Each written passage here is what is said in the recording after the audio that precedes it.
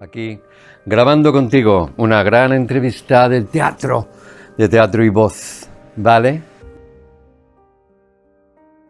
Lo llamo el séptimo sentido.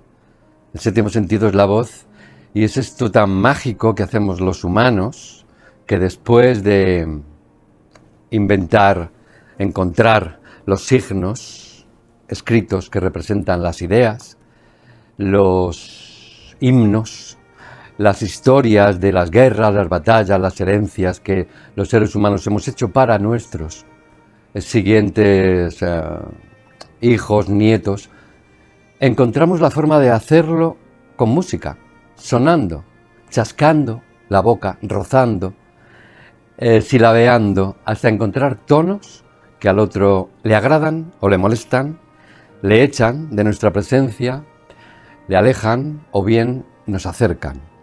Y todo esto leyendo en el aire y oyendo la música que emana de cada persona. Es mágico.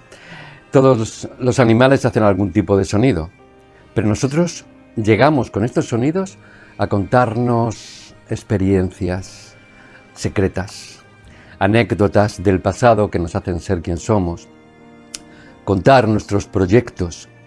Fíjate qué importante es que el ser humano dice, no, la palabra engaña, pero no la música que hacemos al hablar. Se sabe la mentira o la verdad por cómo suena.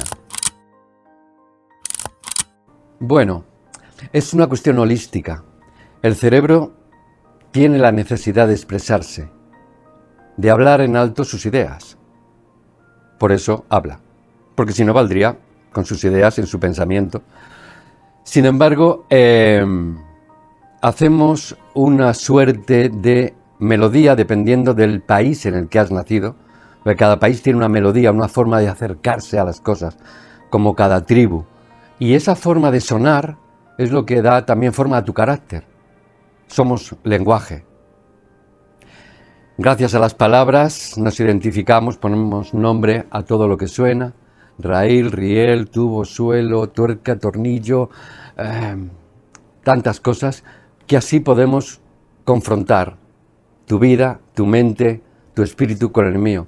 Y es una orden que da el cerebro a los músculos, al diafragma, a las dorsales, a los lumbares, para que aprieten el aire que contenemos en los pulmones y que al pasar por las cuerdas vocales hagan esos tonos de alegría, de tristeza, de pena, de ayuda, de un puente entre los dos, un arma, un escudo.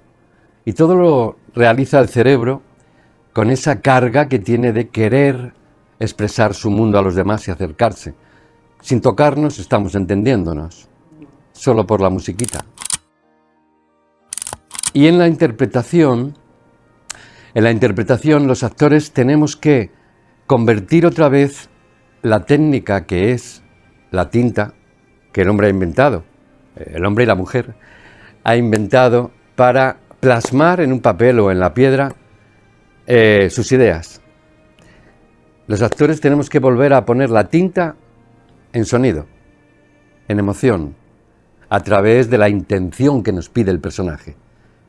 Al leer cualquier párrafo, el personaje se está expresando y no vale con leerlo en voz alta.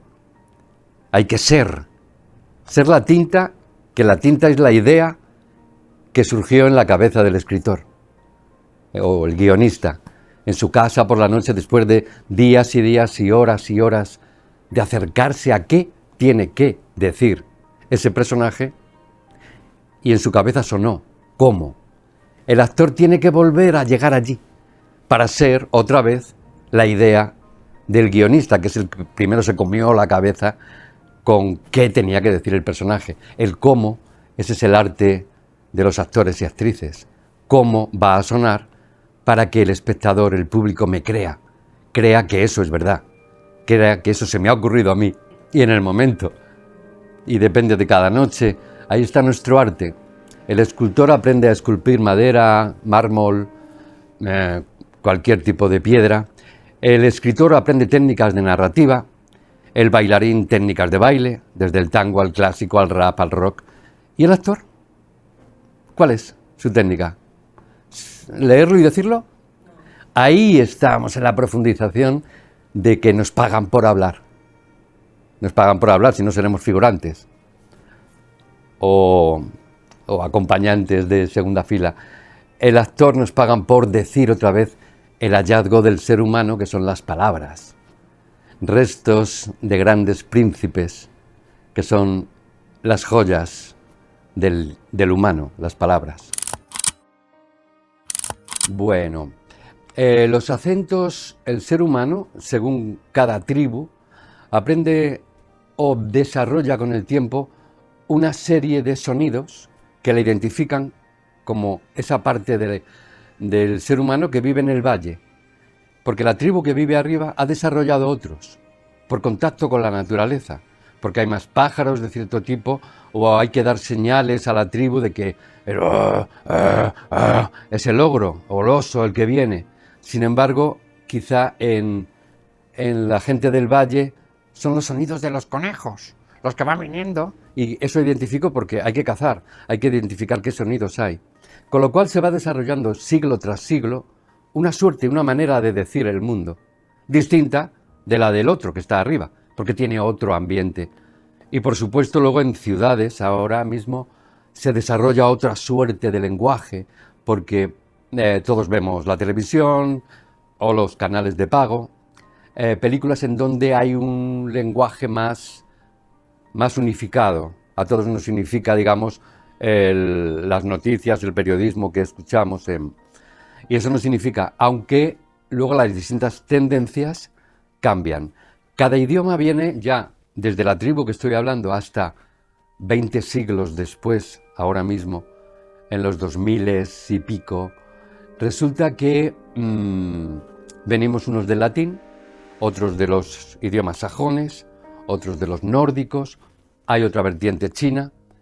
Todo el ser humano, esquimal, africano, oriental, latino, tiene sonidos. Pero, por ejemplo, nosotros venimos del latín. El latín es distinto del sajón o de otras lenguas sudamericanas como el quechua o diferentes. Esto va en una connotación que quizá, no sé, con el tiempo haya solo un sonido, solo un idioma. El esperanto, se intentó con el esperanto.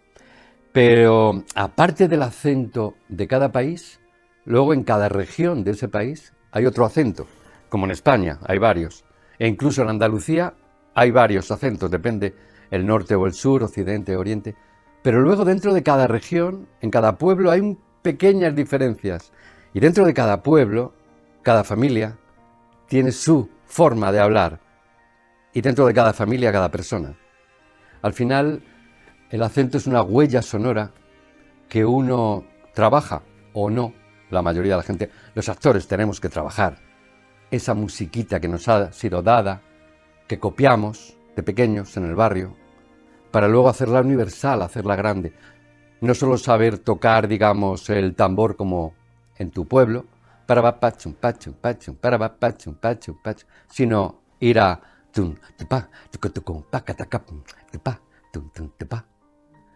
no solo ir a un ritmo, sino complicarlo.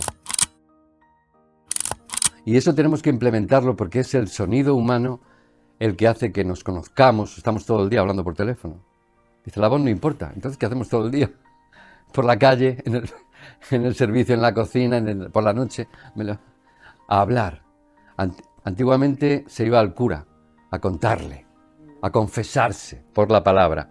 Ahora la gente va al psicólogo, que es casi lo mismo. Ir a contarle a alguien para tú oírte y sacar eso.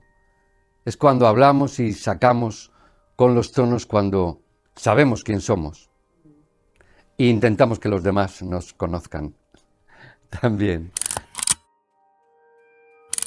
Sí, efectivamente, el teatro desde los griegos se creó para trasladar los grandes textos de los griegos, la Eneida, la Ilíada, pero estas se basan en antiguas historias tribales, pequeñas. En los países árabes está el típico contador de historias.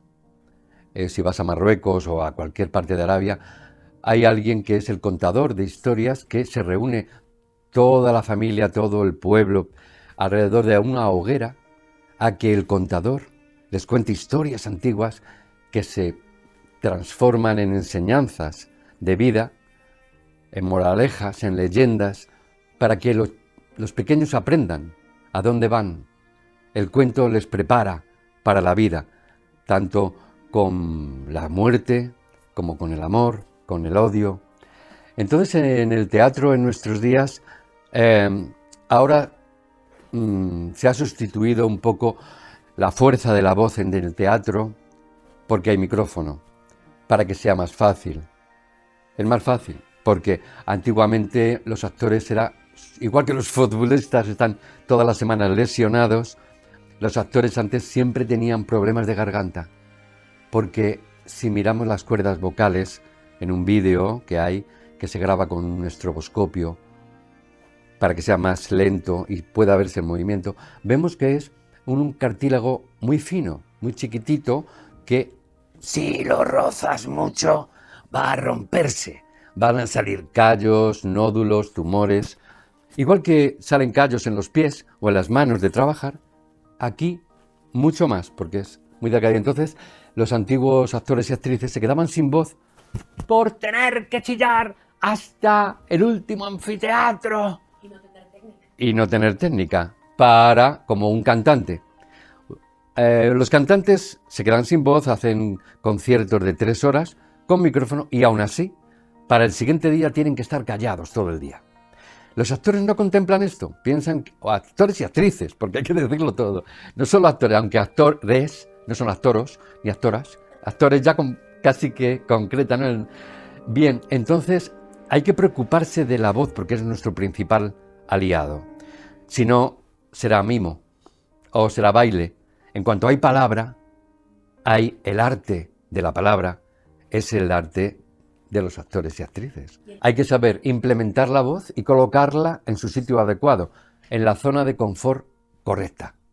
Porque mucha gente que está aquí estoy bien, mucha gente cree que está ahí. O está aquí hablando con otra, dicen, porque alguna vez lo colocó en su vida en ese sitio y dicen que bien sueno. Llego. Entonces, la diferencia es conocerse. No puedes modificar lo que no conoces, como en psicología. Una parte muy importante que casi nadie conoce es cómo sueno. Antiguamente, que había contestadores automáticos de mesa, la gente se escuchaba cuando llegaba a casa, ¡pen! Y decía, mira, me has grabado, y decía, uy, ¿esa es mi voz? ¡Uy, qué fea! No la encuentro. Digo, pues igual que tu cara en el espejo, si no la hubieras visto nunca, no sabrías cómo es, y dirías, uy, yo ese soy, pues yo me creí que era más guapo. Entonces, ¿qué pasa con la voz? Que nunca la escuchamos, porque hablamos aquí, pero los sonidos están aquí. Solo la reconocemos a veces, por ejemplo, cuando estamos en una habitación vacía, o en una iglesia, que resuena, o duchándonos. En el alicatado rebota la voz y vuelve y dice, toda la gente canturrea en la ducha para conocerse. Un actor, una actriz tiene que trabajar con su voz todos los días. Para el problema teatral, el llegar a una sala que no tiene micro, ¿y cómo la lleno en un momento dado si no tengo sin chillar? Beckett decía que el principal don de un actor, una actriz, es que se le oiga en la última fila, pero que parezca próximo, que está ahí, sin chillar. Eso es una cuestión que está muy próxima al canto. Los actores tienen que saber algo de canto. Luego no está partiturizado nuestro texto, sino que nosotros lo partiturizamos. Aunque el hablar se parece más al jazz que a un género musical concreto. Porque una vez nuestra partitura de letras, desde cada letra a la sílaba, de la sílaba al tono y del tono a la entonación, y la entonación me da una seducción. Sin casi movernos, estamos compartiendo muchas cosas. Y los actores lo que hacen es dar al público algo que no sabían. Por lo tanto, por ahí les digo, no tengas miedo. ¿Qué miedo? A ti no te van a reconocer. No saben quién eres. No van a saber si tienes esta tendencia sexual o la otra, si comes vegano o carnívoro, si te acuestas tarde o pronto. Solo van a ver el personaje. Céntrate en el personaje y en cómo habla. Cada persona tiene una forma de hablar. Y en teatro es lo más, porque te oyen en directo, estás ahí, estás dándole tu mentira verdadera, tu verdad mentirosa, hasta el salvajismo de apelo, sin más, piel a piel. En el cine es cuestión del director, te puede quitar párrafos, te puede cambiar cuando lo dices, quitarte frases porque estás en off, de espaldas. Ahí el arte final es del director, en el montaje. Pero en teatro, después de que el director, directora, nos dice cómo en 1000 ensayos, llega el momento que te quedas solo y está el movimiento, la postura y tu voz. En el teatro casi podríamos estar casi sin movernos, como ahora triunfa mucho los monólogos. La gente no va al teatro, pero sí quiere ir a ver a alguien allí, delante, haciéndoles emocionarse. Y claro, con la falta de dinero que hay en las producciones teatrales, lo más barato es llegar con una silla, un micro y ya, un monólogo. Pero la gente sigue necesitando ver a un humano soltarse, abrirse y escuchar su voz. En cuanto al doblaje, hay muchas opiniones en contra y a favor. Porque por una parte el doblaje se superpone a lo original y no oímos la voz original, con lo cual algo se pierde. Pero no la mayoría del planeta sabe otros idiomas. Entonces, igual que necesitamos un traductor para leer libros escritos en alemán o en francés o en italiano, necesitamos un traductor, incluso para los subtítulos. Y los subtítulos no acaban de contener todo lo dicho. De hecho, los subtítulos es un 10% del guión. Porque no cabe leer tanto, no podríamos cantidad de segundos, de frames, de las miradas, de los gestos.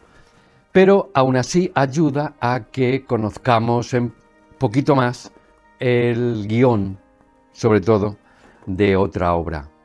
Por lo tanto, los actores y actrices, al hacer doblaje, lo primero que tienen que ser es muy claros con todas las sílabas, con todas las letras, porque para eso se pone alguien a ver qué dicen.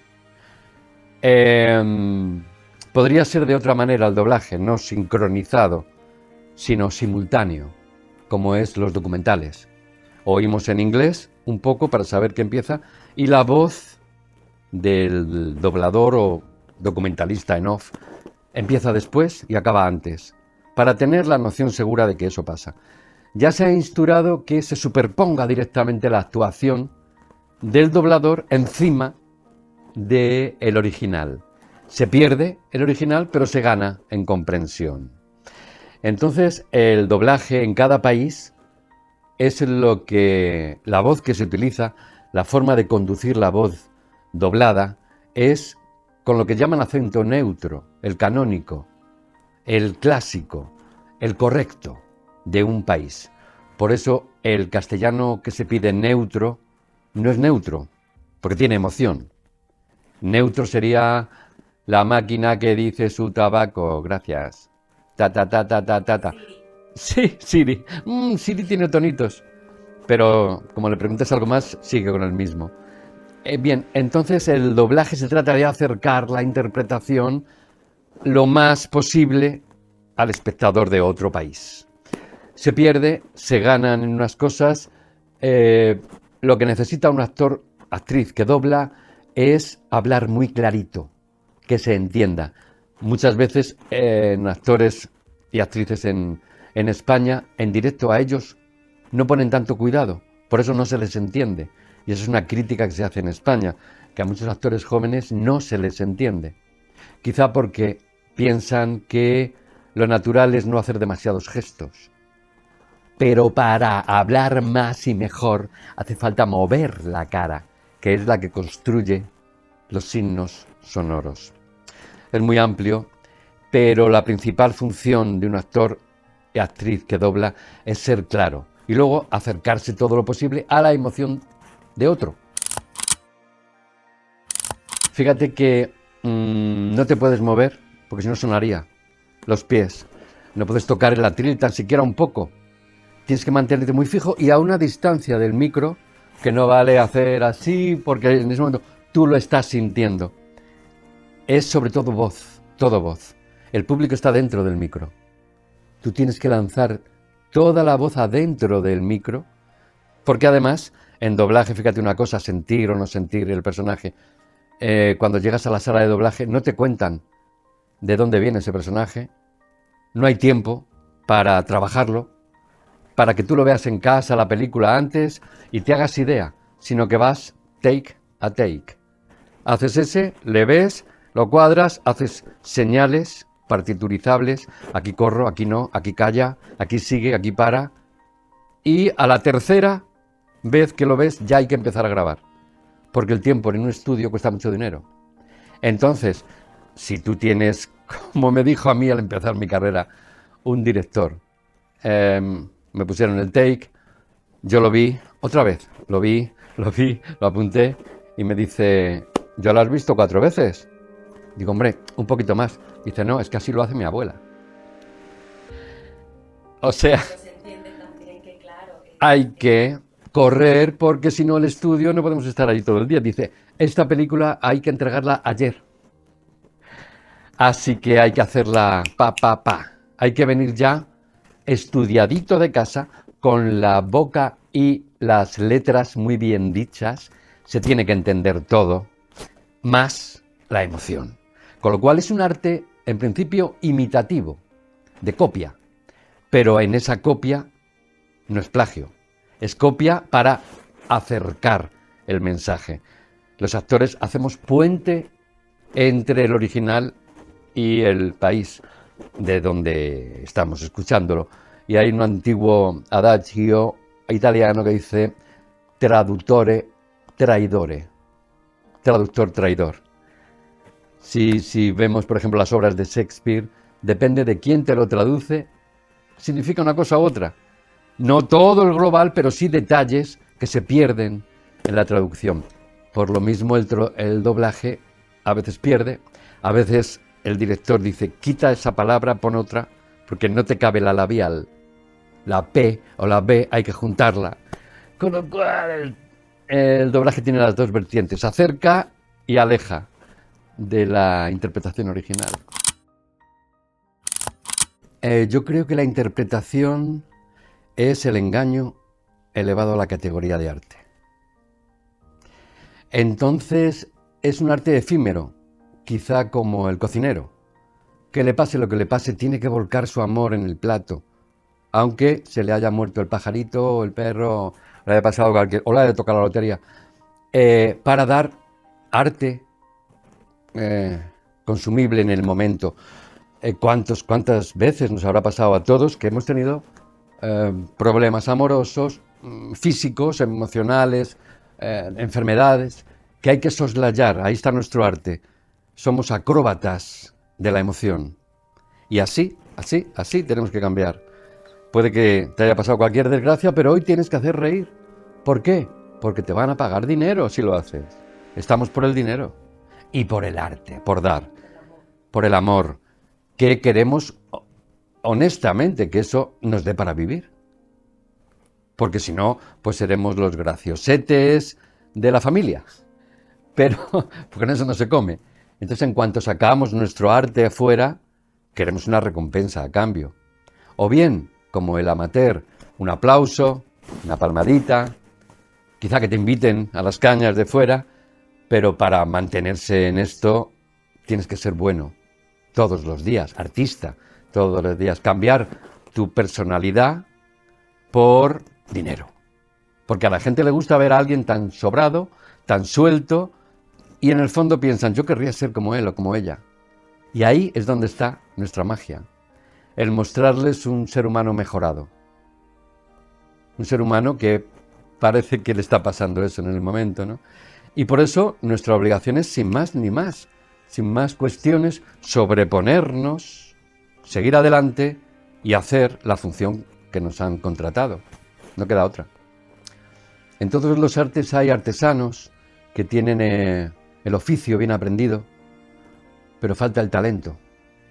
Y hay otros que tienen un talento natural para expresarse, para sacarlo o para tirarse a la piscina, como se llama. Pero todo eso tiene que estar sometido a unas reglas de conocimiento de tu arte, igual que un pintor puede pintar a la primera, pero nadie pinta a la primera. Pasa por un periodo de técnica, el pintor o el dibujante, la perspectiva, la sombra, los espacios, la cuadratura, el encaje.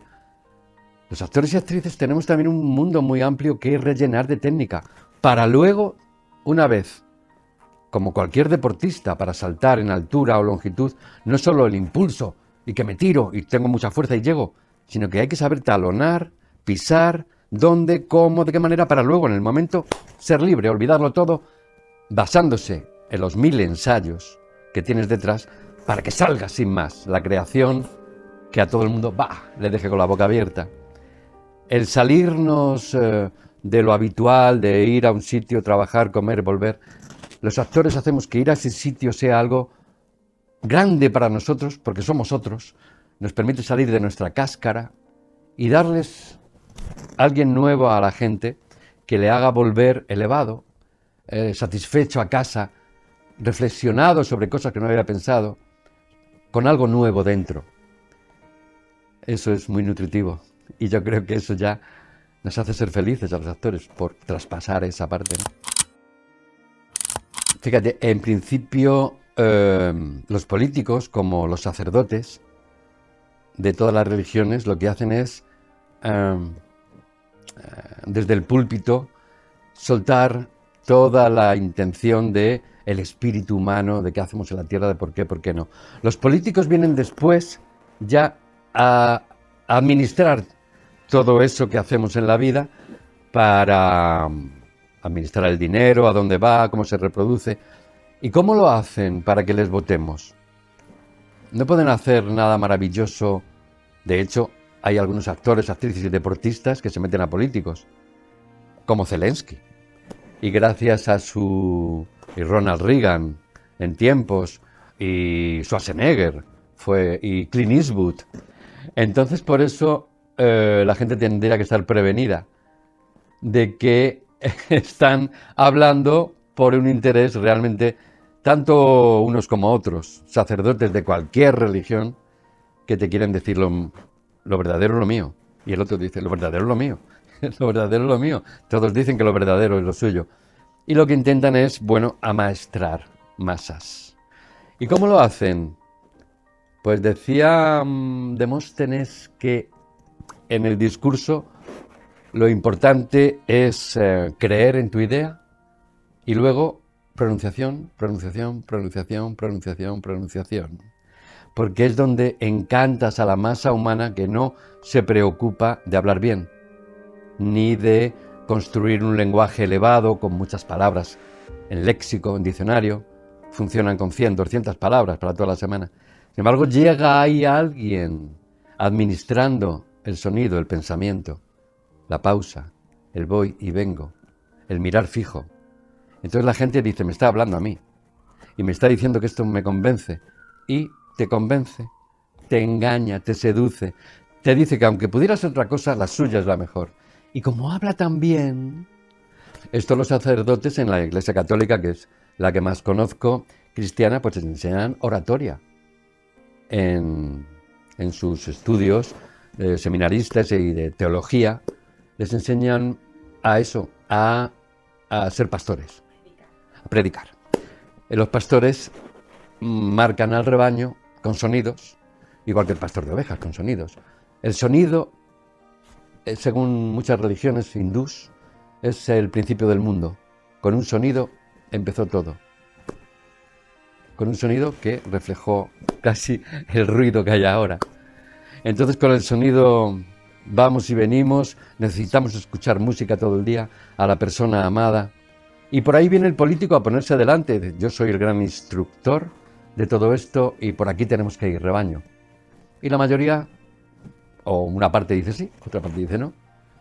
Hay una forma distinta de seducir en cada persona, igual que en la seducción hombre-mujer, mujer-hombre, mujer-mujer, hombre-hombre, empieza todo por hablar. Casi siempre.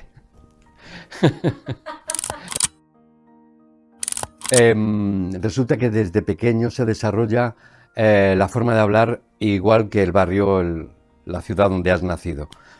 Pero desde pequeño no se puede llegar a esa complejidad de tonos que ya tenemos cuando hemos hablado durante años, cuando hemos oído hablar a otros que hablan muy bien. Un niño todavía no está desarrollado, excepto en algunos casos, que desde pequeño ya tienen el oído cero, creo que se llama, que identifica cada sonido como los colores, el azul, el rojo, el verde. Entonces desde pequeño todavía no encontramos todos los tonos que se pueden hacer diferentemente, porque eso implica un control emocional tuyo. De pequeño chillamos, reímos, lloramos.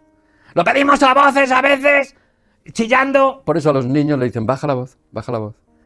Y tristemente se nos queda en la boca luego. Y cuando queremos chillar no podemos. Porque los niños de pequeño... Uy, perdón, que si toca. Los niños desde pequeños lo que hacen es oír a los demás, empujar el aire y entonces intentar imitar lo que están haciendo los mayores. A pelo, a grito pelado, como un perro o un gato o cualquier animal se expresan. No solo con la voz de la boca, sino con todo. Un perro ladra y es... Un niño llora y dice, ¡no! ¡Sí! ¡No! Y le dicen, niño, modera, modula, entona. Entonces, las voces de dibujos animados están hechos para que ellos se identifiquen con una forma de hablar más vasta, digamos, más salvaje, a grito o a susurro pequeñito como es Doraemon, que a veces no se le oye nada, pero está muy bonito. Y otros tienen la voz del malo, que es una voz rozada, que luego de mayores algunos actores quieren imitar para parecer eso, malo, malo de pirata. Hay un extremo de colores en la voz que mucha gente los ve, la sinestesia creo que se llama. El caso es que por el sonido identificamos muchas cosas. Un niño necesita eso tan básico como es la emoción sin filtros, que es lo que hace un niño. Y bueno, las voces de niño en los dibujos animados las suelen hacer mujeres. Porque los hombres ya no vamos a llegar nunca a esa pequeña voz, esa octava muy aguda. Y con esos tonos que suele tener un niño cuando habla, que son todo para arriba. No concreta, como hacemos los mayores, abajo.